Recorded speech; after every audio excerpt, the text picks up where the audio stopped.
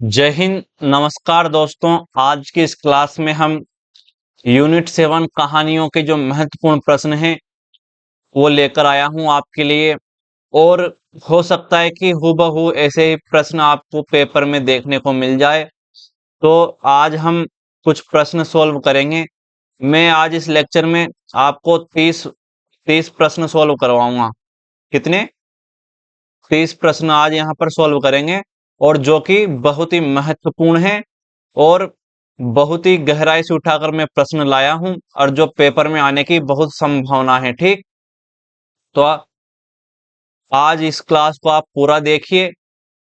और दोस्तों, लाइक करना बिल्कुल ना भूलना। आपके लिए इतनी मेहनत करके ये प्रश्न लाया हूं, आपका कर्तव्य बन जाता है कि क्लास को लाइक जरूर करें और कमेंट जरूर करना। दोस्तों, कमेंट भी करना है आपको। ठीक, सबसे पहला प्रश्न है दोस्तों आज के लेक्चर में कि चंद्रदेव से मेरी बातें नामक कहानी में आधुनिक भारत प्रभु, क्या आधुनिक भारत प्रभु किसे कहा गया है? ये प्रश्न, इस प्रश्न का उत्तर क्या है दोस्तों? ये आपके सामने है। तो इसका उत्तर होगा बी, लॉर्ड कर्जन को आधुनिक भारत प्रभु कहा है लेखिका ने। ठीक, इस प्रकार से संबोधित किया है, आधुनिक भारत प्रभु कहकर। अगला जो क्वेश्चन है, दुलाय वाली नामक कहानी का प्रकाशन वर्ष क्या है? दुलाय वाली नामक कहानी का प्रकाशन वर्ष क्या है? तो इसका उत्तर होगा सी, 1907। आगे देखो, चंद्रदेव से मेरी बातें नामक कहानी में किस देवता की तुलना बंगाली बाबू से की गई है? ये प्रश्न तो दोस्तों आपको ध्यान में रखना है, ये बहुत ही इंपॉर्टेंट प्रश्न है। किस देवता की तुलना बंगाली बाबू से की गई है? तो इसका उत्तर होगा दोस्तों ए, कार्तिकेय। कार्तिकेय से तुलना, कार्तिकेय की तुलना किससे की गई है? बंगाली बाबू से। ठीक, आगे देखो, दुलाई वाली नामक कहानी में बंशीधर की साली का क्या नाम था? क्या नाम था बंशीधर की साली का? दोस्तों, ये प्रश्न जो मैं आपके लिए लेकर आया हूं बहुत ही महत्वपूर्ण है। हो सकता है कहीं ना कहीं ये प्रश्न हूबहू आपके पेपर में ऐसे कैसे दिख जाए आपको। तो कोई आश्चर्य की बात मत करना, क्योंकि पेपर वाला भी उसी कहानी में से प्रश्न बनाएगा जिस कहानी में से मैंने उठाए हैं। तो ये प्रश्न है दोस्तों, ये भी महत्वपूर्ण प्रश्न है। बंशीधर की साली का क्या नाम है? ठीक, तो इसका आंसर होगा बी, सीता। आगे देखो,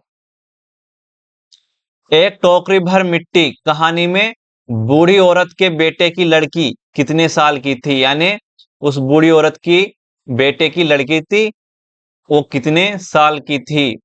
अब इसमें क्या है कि इस बूढ़ी औरत का एक इकलौता वो पुत्र था, वो भी मर जाता है।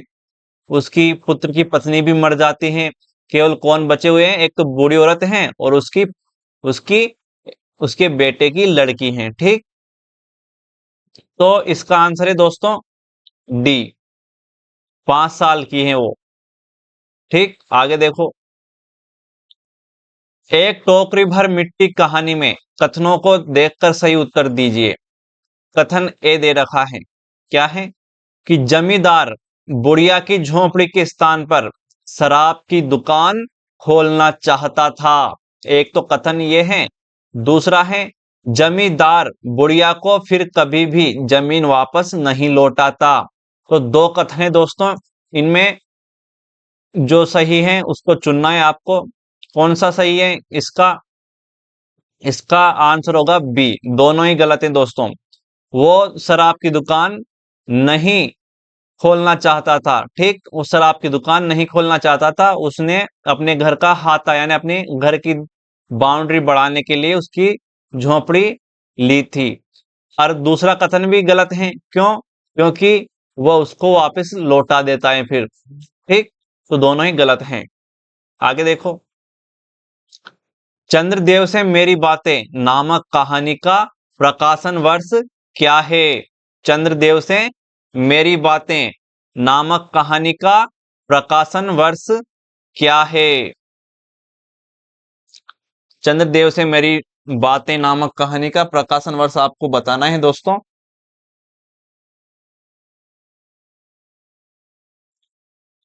ये प्रश्न दोस्तों महत्वपूर्ण है और पेपर में आपको यहां से जरूर प्रश्न देखने को मिलेंगे। पेपर में प्रश्न आपको यहां से देखने को मिलेंगे। इसका आंसर होगा दोस्तों डी।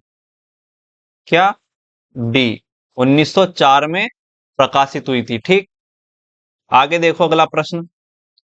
चंद्रदेव से मेरी बातें नामक कहानी में प्लेग प्लेग की बीमारी का जिक्र किया गया है। ठीक, लॉर्ड कर्जन को कमीशन और मिशन दोनों प्रिय नहीं हैं। तो ये फैक्ट आपको, प्रश्न भी दोस्तों आपको ध्यान से पढ़ना है, कब नहीं है और कब है। ये चीजें, इन चीजों से भी कई बार आपके प्रश्न सही होते होते गलत हो जाते हैं और फिर आप उसका बाद में पछताते हो कि मैंने प्रश्न को ध्यान से क्यों नहीं पढ़ा। तो जब पेपर में आप बैठोगे तो एक एक प्रश्न आपको ध्यान से पढ़ना है, पूरे होशो हवास में पढ़ना है। ठीक, तो दोस्तों इसका पहला कथन तो ठीक है, चंद्रदेव से मेरी बातें में प्लेग की बीमारी का जिक्र किया गया है। और दूसरा प्रश्न, लॉर्ड कर्जन को कमीशन और मिशन प्रिय नहीं है बल्कि उन्हें प्रिय था, तो इसलिए गलत हो जाता है। तो ए तो सही है, ए तो सही है लेकिन आर गलत है, तो इसका आंसर सी होगा। ठीक, आगे देखो। दुलाई वाली नामक कहानी में बंसीधर की साली की उम्र क्या है? बंसीधर की साली कौन है? सीता। और सीता की उम्र क्या है कहानी में? सीता की उम्र क्या है? सीता की उम्र क्या है? सीता की उम्र दोस्तों 10 वर्ष। ये महत्वपूर्ण प्रश्न है दोस्तों, इस बार ये प्रश्न आ सकता है पेपर में कि सीता की उम्र कितनी थी? तो 10 वर्ष थी सीता की उम्र। ठीक, अगला प्रश्न है, चंद्रदेव से मेरी बातें नामक कहानी किस पत्रिका में प्रकाशित हुई थी? चंद्रदेव से मेरी बातें नामक कहानी किस पत्रिका में प्रकाशित हुई दोस्तों? तो ये कौन सी पत्रिका में प्रकाशित हुई थी? सरस्वती में। अगला प्रश्न है, दुलाई वाली नामक कहानी में बंसीधर ने नाश्ता कौन से स्टेशन पर किया था? ऐसे ऐसे प्रश्न पेपर में पूछने लग गया है एनटीए कि जिसके बारे में कुछ कहा ही नहीं जा सकता, इसलिए हम भी प्रश्न वहीं से उठाकर लाए हैं कि आप भी सोचोगे कि प्रश्न कहां से लाए हैं। ठीक, तो ये प्रश्न भी आपको, इस ऐसे फैक्ट भी आपको ध्यान में रखना है दोस्तों कहानी में कि बंसीधर ने, जब वो इलाहाबाद के लिए निकलता है अपने ससुराल से, तब वह कौन से स्टेशन पर नाश्ता करता है, कौन से स्टेशन पर उसको भूख लगती है? तो कौन से स्टेशन पर नाश्ता करता है दोस्तों? वो बी, मिर्जापुर स्टेशन पर। ये फैक्ट आपको बिल्कुल ध्यान में रखने हैं। आगे देखो, एक टोकरी भर मिट्टी कहानी का प्रकाशन वर्ष क्या है? एक टोकरी भर मिट्टी का, इस कहानी का प्रकाशन वर्ष क्या है? इसका आंसर होगा दोस्तों डी, 1900 में 1900 में प्रकाशित हुई थी। ठीक, आगे देखो, दो कथन दिए गए हैं। नवल किशोर कलकत्ते से आ रहा था। ठीक, तो कौन सी कहानी में है? दुलाई वाली कहानी के प्रश्न है। ठीक, उसी के कथन है। तो नवल किशोर कहां से आ रहा था? कलकत्ते से। कथन ए है। कथन आर क्या है कि नवल किशोर ने मुगल सराय स्टेशन से, कौन से स्टेशन से? मुगल सराय स्टेशन से बंसीधर को साथ में इलाहाबाद चलने को कहा था। उसने खत भेजा था कि बंसीधर भैया, मैं कलकत्ते से आ रहा हूं और तुम भी आ जाओ अपने ससुराल से, हम दोनों मुगल सराय स्टेशन पर साथ हो लेंगे, वहीं से साथ साथ फिर इलाहाबाद चलेंगे। तो ये दो कथन हैं, दोनों कथनों में कौन सा सही है कौन सा गलत है, इसका जवाब क्या है आपको बताना है। दोस्तों इसका सही आंसर होगा ए। दोनों ही सही हैं बिल्कुल। नवल किशोर कलकत्ते से ही आ रहा था और दोनों मुगलसराय स्टेशन पर मिलने की बात हुई थी दोनों के बीच में। ठीक, आगे देखो। मांगरोरी जाति का जिक्र किस कहानी में आया है? कौन सी कहानी में आया है मांगरोरी जाति? कौन सी कहानी में आया है? राही में। राही कहानी में मांगरोरी जाति का जिक्र आया है। आगे देखो। राही कहानी का प्रकाशन वर्ष क्या है? राही का प्रकाशन वर्ष, इसका प्रकाशन वर्ष कब प्रकाशित हुई थी ये? तो इसका आंसर होगा दोस्तों सी, 1947। अगला जो प्रश्न है, बंशीधर कट्टर स्वदेशी थे। कथन ए, दुलाई वाली कहानी के ही है प्रश्न। बंशीधर कट्टर स्वदेशी थे और दुलाई कौन ओढ़े थी? नवल, दुलाई नवल किशोर की पत्नी ओढ़े थी। तो ये दो कथन हैं, आपको सही आंसर बताना है। तो दोस्तों ये दोनों ही गलत हैं, दोनों कथन ही गलत हैं। इसका आंसर होगा बी। क्यों? क्योंकि बंशीधर कट्टर स्वदेशी नहीं थे। कौन थे कट्टर स्वदेशी? नवल किशोर थे कट्टर स्वदेशी। कौन थे? नवल किशोर था कट्टर स्वदेशी, नवल किशोर। जब यह बंशीधर दूसरी धोती पहन के आता है, अपने देश की धोती पहन के नहीं आता, तब वो कहता है कि अरे यार, अपनी पत्नी से बोलता है कि अरे मैं तो दूसरी धोती पहन के आ गया, अपनी देश की धोती पहन के नहीं आया। जब नवल किशोर देखेगा तो बहुत डांटेगा। आजकल तो वो बंगालियों से भी बढ़ चुका है, पक्का कट्टर स्वदेशी हो चुका है। ऐसी बात कौन कहता था? बंशीधर कहता था अपनी पत्नी से। ठीक। दूसरा कथन दोस्तों, दुलाई नवल किशोर की पत्नी ओढ़ी थी। नहीं दोस्तों, दुलाई कौन ओढ़ा था? खुद नवल किशोर ने दुलाई ओढ़ रखी थी। और दुलाई कैसी थी? फ्रांसीसी छींट की। फ्रांसीसी, फ्रांसीसी छींट की दुलाई थी। फ्रांसीसी छींट की। ठीक, आगे देखो। दुलाई, ये यहां पर दू है, दुलाई। दुलाई वाली नामक कहानी किस पत्रिका में प्रकाशित हुई थी? तो कौन सी पत्रिका में प्रकाशित हुई थी दुलाई वाली नामक कहानी? तो ये सरस्वती पत्रिका में प्रकाशित हुई थी। आगे देखो। जेल में राही की भेंट किससे हुई? जेल में राही की भेंट किससे हुई? किससे हुई थी राही की भेंट? अनीता, कविता, सविता, सुमित, इनमें से किनसे राही की भेंट हुई थी, किनसे बातचीत हुई थी? तो दोस्तों इसका आंसर होगा ई, अनीता। और ये अनीता जेल में ही बंद थी। और ये क्यों आई थी? क्यों आई थी? स्वतंत्रता के लिए लड़ने वाले सिपाही थे ये। ठीक, सत्याग्रह के कारण आई थी ये। ठीक, आगे देखो। राही के पति का झगड़ा पुलिस वाले से हुआ था। पुलिस वाले ने 109 में राही के पति का चालान करके उसे 5 साल की सजा दिलवा दी थी। तो ये दो कथन हैं राही कहानी से, और इसका आंसर आपको देना है। दोस्तों कथन ए तो सही है, राही के पति का झगड़ा पुलिस वाले से हुआ था, बिल्कुल सही। और फिर पुलिस वाले ने 109 में राही के पति का चालान भी कर दिया था, यह भी बिल्कुल सही है। लेकिन उसे 5 साल की सजा नहीं हुई थी दोस्तों, उसे केवल 1 साल की सजा हुई थी। और 1 साल की सजा के भीतर वो अंदर अंदर घुट घुट के मर गया था जेल में। ठीक, तो इसलिए दूसरा कथन गलत है।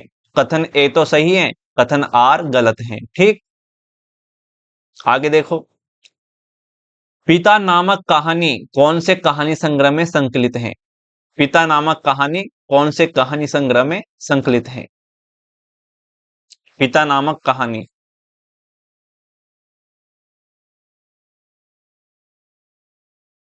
पिता नामक कहानी, तो दोस्तों इसका आंसर है ए, फेंस के इधर उधर। फेंस के इधर उधर। अब इसके लेखक कौन है पिता नामक कहानी के? ज्ञान रंजन। कौन है लेखक? ज्ञान रंजन। रंजन। दोस्तों याद कैसे रखना है? पिता क्या करते हैं? ज्ञान। ज्ञान कौन देते हैं? पिता।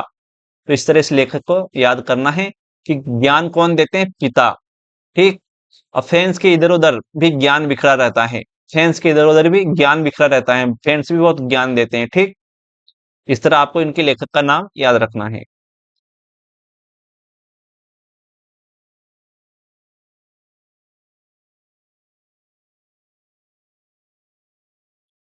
बंसीधर बनारस के रहने वाले हैं और इलाहाबाद में उनका ससुराल है। कथन ए दे रखा है, कौन सी कहानी है? दुलाई वाली। तो बंसीधर कहाँ के रहने वाले हैं? बनारस के, और इलाहाबाद में उनका ससुराल है। कथन ए में दिया गया है। नवल किशोर इनके दूर के नाते में चचेरे भाई थे। चचेरे भाई हैं। तो ये दो कथन है, आपको बताना है कौन सा सही है और कौन सा गलत है। ठीक। तो दोस्तों, ये दोनों ही कथन क्या है? गलत हैं। दोनों ही कथन गलत हैं। क्यों? क्योंकि बंसीधर बनारस के रहने वाले नहीं थे, बनारस में इनका ससुराल था। ससुराल तो बनारस में था। ठीक। और रहने वाले कहाँ के थे? ये इलाहाबाद में। यानी ये उल्टा अगर इसको कर देते तो ये कथन सही होता, लेकिन ये इलाहाबाद में इनका रहना था और बनारस में इनका ससुराल। तो रहना कहाँ था? इलाहाबाद में। इलाहाबाद। ठीक। कथन आर इसलिए गलत है क्योंकि इनके दूर के नाते में ये चचेरे भाई नहीं थे, ये ममेरे भाई थे। कौन से भाई थे? ममेरे। ममेरे यानी नवल किशोर बंसीधर के मामा का लड़का था, दूर के रिश्ते में। ठीक। आगे देखो, राही नामक कहानी कौन सी पत्रिका में प्रकाशित हुई है? कौन सी पत्रिका में प्रकाशित हुई है? कौन सी पत्रिका में प्रकाशित हुई है? राही। राही नामक कहानी कौन सी पत्रिका में प्रकाशित हुई है? तो ये हंस पत्रिका में प्रकाशित हुई है दोस्तों। कौन से में? हंस में। और राही, राही एक तो राही पात्र है इस कहानी में, लेकिन राही उसे भी कहते हैं जो राह में चलता रहता है, और राह राह में चलते हुए वो हंसता रहता है। तो राही हंस रहा है। राही हंस रहा है, इस तरह आपको इसका संकलन याद रखना है। आगे देखो, पिता नामक कहानी का प्रकाशन वर्ष क्या है? पिता नामक कहानी का प्रकाशन वर्ष आपको यहाँ पे बताना है। इसका आंसर होगा दोस्तों 1965 में यह कहानी प्रकाशित हुई थी। ठीक। वंशीधर ने कौन से घाट पर स्नान किया था? कौन से घाट पर स्नान किया था वंशीधर ने जब वह बनारस में था? ठीक। तो बनारस के कौन से घाट पर स्नान किया था? दुलाई वाली कहानी है, ये आपको ध्यान रखना है। दुलाई वाली। दुलाई वाली। और कौन से घाट पर स्नान किया था? इसका आंसर होगा दोस्तों सी, दशाश्वमेध घाट पर स्नान करके वह लौट रहा था। ठीक। जल्दी जल्दी कहानी के शुरुआत में ही ये बताया गया है। राही ने 5-6 शेर नाच की गठरी चुराई थी। कौन सी कहानी से? राही से, जिसके कारण उसे 3 साल की सजा मिली थी। दोस्तों, दो कथन हैं, इनका आंसर आपको देना है कौन सा गलत है कौन सा सही है, या दोनों सही है कि या दोनों गलत हैं। ठीक। तो इसका आंसर होगा दोस्तों सी। सी। क्यों?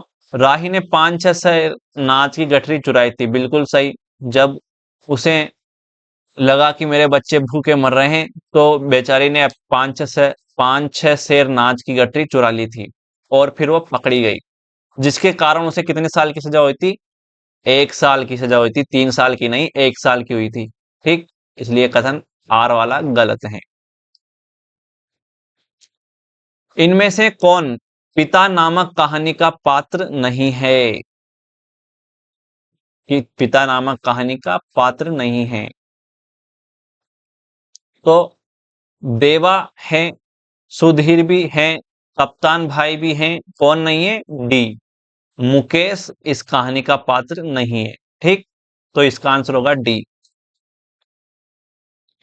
27वां देखते हैं, इनमें से कौन सी कहानी सीधे साधे चित्र नामक कहानी संग्रह में संकलित है? कौन सी कहानी है दोस्तों? कौन सी कहानी है? कौन सी कहानी है? सीधे साधे चित्र। तो इसका आंसर है डी, राही। राही कहानी किसमें संकलित हैं? सीधे साधे चित्र। ठीक। और राही जो मांगरोली जाति की महिला थी, ये भी बिल्कुल सीधी सादी थी। कैसी थी? बिल्कुल सीधी सादी सादी थी बेचारी। ठीक। तो इसलिए कौन से संकलन में संकलित किया गया इसे? सीधे साधे चित्र में। ठीक। एक टोकरी भर मिट्टी, कौन सी पत्रिका, कौन सी, एक टोकरी भर मिट्टी, यह कौन सी पत्रिका में प्रकाशित हुई थी? कौन सी पत्रिका में प्रकाशित हुई थी? छत्तीसगढ़ मित्र। कौन सी में? छत्तीसगढ़ मित्र, मित्र पत्रिका में प्रकाशित हुई थी। और दुनिया का सबसे अनमोल रतन, यह कहानी कौन से संकलन में संकलित है? ये सोजे वतन में संकलित है। कौन से में? सोजे वतन, सोजे वतन में।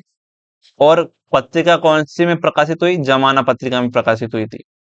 कौन से में? जमाना पत्रिका में। ठीक। और आकाशद्वीप की बात करें तो ये कौन से संकलन में संकलित है? तो ये आकाशदीप में संकलित है। इसके संकलन का नाम भी आकाशदीप है। आकाशदीप। ठीक। तो ये आपको ध्यान में रखना है। आगे देखो, पिता नामक कहानी में घनश्याम नगर का जिक्र है। कौन से नगर का? घनश्याम नगर का। लेखक ने इस कहानी में गर्मी की एक रात का वर्णन किया है। तो ये दो कथन है, कौन से सही कौन से गलत है आपको बताना है। तो इसका आंसर होगा दोस्तों ए, दोनों ही सही है। घनश्याम नगर का जिक्र है और गर्मी की एक रात का वर्णन किया गया है। ठीक। 29वां देखते हैं, हम सभी परमात्मा की संतान हैं, एक ही देश के निवासी हैं, कम से कम हम सबको पहनने खाने का समान अधिकार है ही। फिर यह क्या बात है कि कुछ लोग तो बहुत आराम से रहते हैं और कुछ लोग पेट के अन्न के लिए चोरी करते हैं।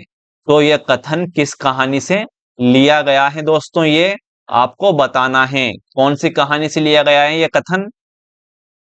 कौन सी कहानी से लिया गया है? तो इसका आंसर होगा दोस्तों बी, राही कहानी से लिया गया है। और ऐसा कौन सोच रही है? अनीता, जो सत्याग्रह में आई थी जेल। अनीता सोच रही हैं। ठीक। अनीता। आगे देखो, पिता नामक कहानी के बारे में इनमें से कौन सा कथन गलत है? कौन सा कथन गलत है? चार कथन दे रखे हैं, इनमें से एक ऑप्शन गलत है दोस्तों। कौन सा? डी की बात करें, गुसल खाने में सावर कौन लगवाता है? दादा भाई। दादा भाई ने सावर लगवाया था। ठीक। सावर लगवाया था दादा भाई ने। तो ये महत्वपूर्ण फैक्ट है दोस्तों, कहानी के प्रश्न बन सकते हैं यहां से। तो ये फैक्ट आपको ध्यान में रखना है। गुसल खाने में सावर किसने लगवाया था? दादा भाई ने। पिताजी रामायण और गीता को 35 वर्षों से पढ़ते आ रहे हैं। कितने वर्षों से? 35 वर्षों से। और कौन कौन से ग्रंथ को पढ़ते आ रहे हैं? रामायण और गीता को। तो ये फैक्ट भी महत्वपूर्ण है और ये सही है। देवा कौन है? लेखक की भाभी। बिल्कुल ये भी सही है, देवा लेखक की भाभी है। कथन है, सुधीर वायु सेवा में वायुसेना में नौकरी करता था, करता है। तो ये कथन गलत है। सुधीर वायुसेना में नौकरी नहीं करता दोस्तों, बल्कि कौन करता है? कप्तान भाई। कप्तान भाई, कप्तान भाई वायुसेना में नौकरी करता है। ठीक। तो इसका आंसर होगा ए, ये कथन गलत है। ठीक। तो दोस्तों ये थे आज के प्रश्न। और कमेंट में बताना है क्लास कैसी लगी आपको, और लाइक जरूर करना है दोस्तों। लाइक किए बिना आपको नहीं जाना चाहिए, बिल्कुल लाइक करना है। और नेट जेआरएफ वाले ग्रुप में आपको शेयर करना है, जहां भी दोस्त हो आपके उनको ये वीडियो शेयर करनी है। ठीक। और चैनल को सब्सक्राइब तो करना ही है दोस्तों, और बेल आइकन को भी प्रेस करना है। तो आज के लिए इतना ही, मिलते हैं अगली क्लास में दोस्तों। यूनिट 7 कहानी वाली यूनिट के मैं महत्वपूर्ण प्रश्न अभी और लेकर आऊंगा, और पूरे प्रश्न कराऊंगा यहाँ आपके लिए। और देखना यहाँ से बहुत प्रश्न आपको पेपर में मिलेंगे। तो आज के लिए इतना ही, मिलते हैं अगले क्लास में।